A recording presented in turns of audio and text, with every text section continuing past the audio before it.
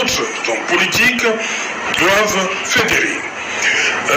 Pareille initiative baptisée Union pour le changement avait porté le leader du Social Democratic Front, Lee Jong-fundi, à fortement mettre en difficulté le candidat du RDPC, Paul Biya, lors de la présidentielle d'octobre 1992.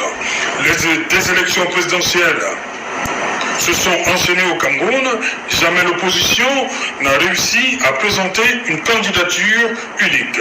2025 dérogera-t-elle à la règle? Rien n'est moins sûr. Présidentielle 2025 et mutualisation des forces de l'opposition. Pourquoi maintenant? Et c'est le fait du jour. Madame. Le contraire va se faire. Non, mais en 2025, autant pour moi, tellement nous avons gagné en 2018, où les mains que j'ai toujours le souvenir. Bon, en 2025, il est possible que la coalition se fait. Ça peut bien être autour du professeur Maurice Kamto, tout humblement. Même si actuellement il peut toujours avoir des négociations en cours, mais l'honorable Jean-Michel Nitiu, pétri d'expérience politique, député de son rang, qui a connu presque qui a connu une première coalition en 92 et qui a connu d'autres tentatives de coalition, notamment en 2004, a bel et bien l'expérience, l'autorité de la parole, pour dire en réalité, selon mon humble avis, voilà celui qui peut porter la voix de l'opposition. Pendant ce temps, il y aura des rencontres, ce qui est sûr, peut-être qu'il y en a déjà qui sont déjà déroulées. Autour de ces rencontres, je suis convaincu qu'un candidat sortira. Et si la volonté du peuple, telle que révélée aujourd'hui par l'honorable Jean-Michel Nitiu, est bien manifestée, il est bien possible que le professeur Maurice Kamto porte la chance de l'opposition en vue d'une présidentielle en 2025 ou avant. Je précise bien en 2025 ou avant. Pourquoi? Parce que ce soit une élection anticipée, le MRC est prêt. Je dis bien, nous sommes prêts. 2025 ou avant, le MRC est prêt. Et cela se traduit par plusieurs faits. Vous avez constaté lors des inscriptions sur la liste électorale, nous étions sur le terrain. Nous nous sommes battus et je réitère ici, plus de 85%, je l'avais d'abord dit ici, des militants inscrits. Ou alors les Camerounais inscrits. Brice, lorsque vous dites que le MRC est prêt, on sait qu'il y a un problème là. Il faut qu'un parti investisse le professeur Kamto. Vous savez, vous n'avez pas d'élu. Vous savez, mon grand frère, vous de cette équation, vous négligez ça? Vous savez, il n'y a aucune équation à négliger en politique. Oui. Et sachez qu'en politique, 1 plus 1 égale n'est pas égal à 2. Oui. Vraiment, je le dis à ceux des aînés. Je dis sur le contrôle des aînés. Ça voudrait dire quoi? Un parti peut toujours décider d'investir au professeur. Voilà, pourquoi je dis c'est une équation? C'est une équation. Voilà. Mais ce n'est pas la seule équation à résoudre. Ce n'est pas la seule équation qui se présente. Ce n'est pas cette équation n'est pas là. Ce n'est pas un déterminant. C'est ce que nous voulons, je veux que nous serons d'accord sur ce plateau. Cette équation ne détermine pas l'avenir politique ni du MRC, ni du professeur Maurice Kamto. Il y a plusieurs équations qui peuvent conduire à ce que le candidat du MRC ou alors le candidat de l'opposition, l'honorable Jean-Michel Nitiu souhaite aujourd'hui, soit bien porté. Donc je voudrais à tout prix aujourd'hui devant la caméra dire que ceux qui pensent que comme le MRC n'est pas parti aux élections législatives et municipales en 2020 est d'office exclu de la course en 2025, ce n'est pas vrai.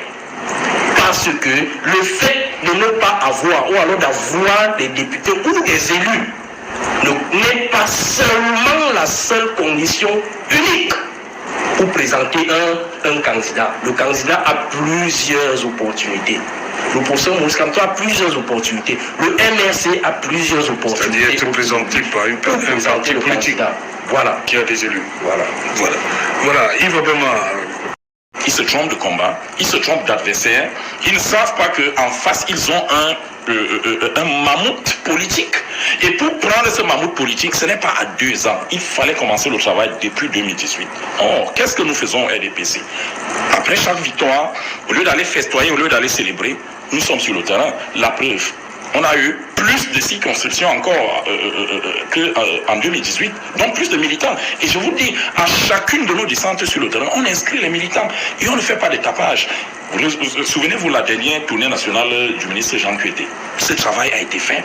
D'accord? Donc, sans tambour ni trompette, le RDPC fait un travail de fourmi et le moment qui arrive pour nous, c'est un moment de récolte. On ne peut donc pas avoir peur des gens qui n'ont pas travaillé. La fourmi ne peut pas avoir peur de la cigale. D'accord? La fourmi passe le temps à travailler pendant que la cigale festoie, pendant que la cigale chante, pendant que la cigale s'amuse.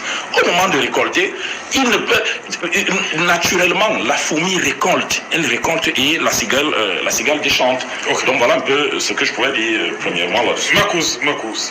Oui, à qui que ce soit dans ce pays, on peut faire le bilan du RDPC.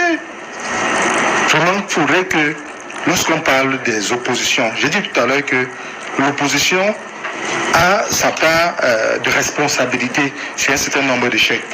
Mais j'ai dit le RDPC est mal placé, je dirais même très mal, je dirais disqualifié pour pouvoir donner des leçons à qui que ce soit.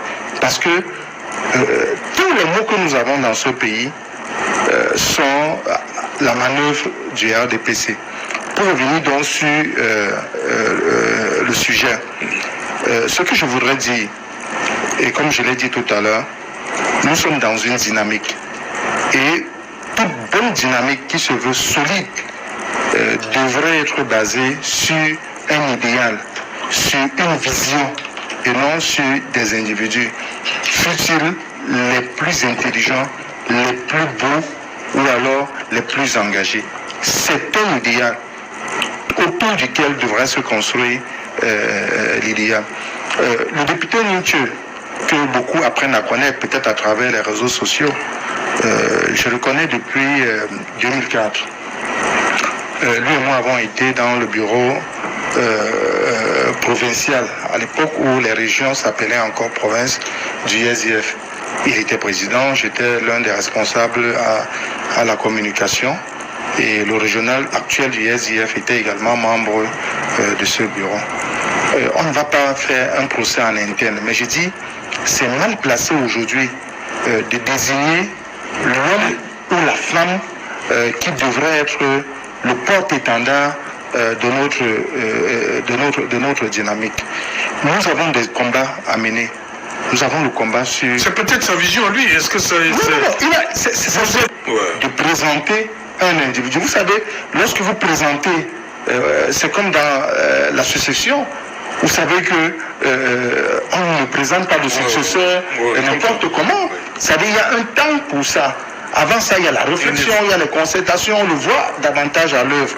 Donc je dis pour le moment, il n'est pas indiqué de présenter ou de désigner l'homme ou la femme qui devrait être le porte-étendard de la dynamique. Il faut travailler sur l'idéal sur lequel nous devons nous appuyer pour faire pour davantage construire la dynamique consensuelle. Parce que vous savez, nous avons nos divergences, certes, mais nous avons aussi de très belles convergences sur lesquelles nous devons nous appuyer pour bâtir la dynamique qui devra être en face du candidat que va nous présenter le système.